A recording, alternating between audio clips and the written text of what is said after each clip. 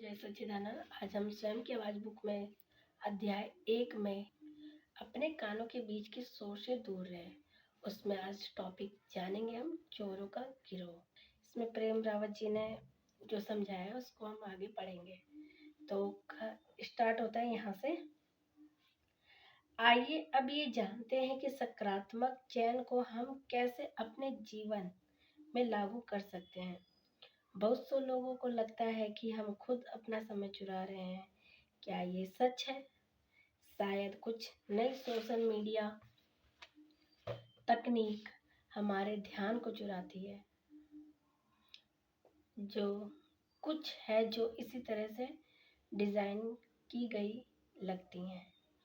और सच पूछिए तो हम सभी ये जानते हैं कि हमारी चाहतें, हमारी इच्छाएं हमें संतुष्टि से भटका सकती हैं। यानी हम खुद को ही चुरा रहे हैं कि हम खुद को ही चुरा रहे हैं कि हम कर क्या रहे हैं। लेकिन चोरों के लिए दरवाजा कौन खोलता है? हम खोलते हैं। हम बाहरी दुनिया को अपने अंदर आने देते हैं। अक्सर नई चीजें, नए लोग और नई जानकारियां रोमांचक और फायदेमंद होती हैं। सच पूछिए तो ये एक सीखने का ही हिस्सा है, लेकिन हमें अपने मन और अपने हृदय के द्वार का प्रहरी बने रहना होगा।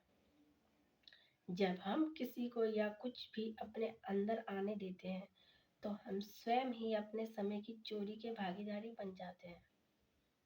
दूसरे लोग बढ़ावा दे सकते हैं, लेकिन अपने परेशानी का मुख्य कारक हम स्वयं ही हैं। हम खुद अपनी दुविधा के लिए मुख्य कारण हैं। हम अपने असंतोष के मुख्य स्रोत हैं। हम अपनी व्याकुलता के मुख्य स्रोत हैं। लेकिन हम उन सभी शक्तिशाली सकारात्मक गुणों के मुख्य स्रोत भी हैं, जो हमें आनंद, स्पष्टता, तृप्ति, ध्यान और आंतरिक शांति की ओर ले जा सकती है। जब हम हमेशा अब आगे क्या होगा की तलाश में रहते हैं, जब वे चीज जो हमें मनुष्य बनाती है गायब होने लगती है, जब हम किसी चीज पर इतना भरोसा करना शुरू कर देते हैं कि हम खुद ही संपर्क खो बैठते हैं,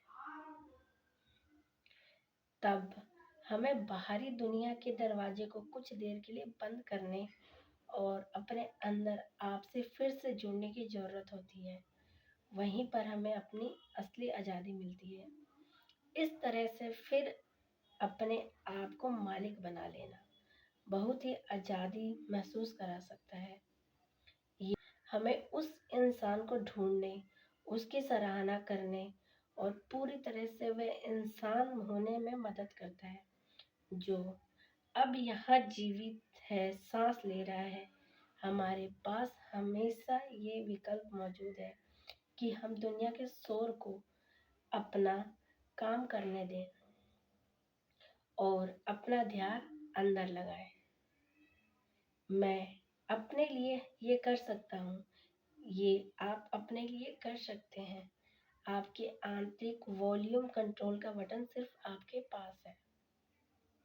आगे है, शोर से शोर पैदा होता है। लोग अधिक शोर से शोर को छुपाते हैं और ये और बढ़ता चला जाता है। लेकिन एक चीज है जो शोर की जीत लेती है, शोर को जीत लेती है, वह है तुम्हारे अंदर की शांति। यहाँ कुछ शब्द हैं 13वीं सदी के कवि के, रूमी के। उन्होंने क्या कहा है, आइए जानते हैं। अब गीत है, एक सुंदर पसंदीदा गीत। उस गीत को सुनो। वह गीत तुम्हें ऐसे स्थान तक ले जाएगा जहाँ आकाश, हवा, सन्नाटा है। वहाँ सब कुछ जानना है।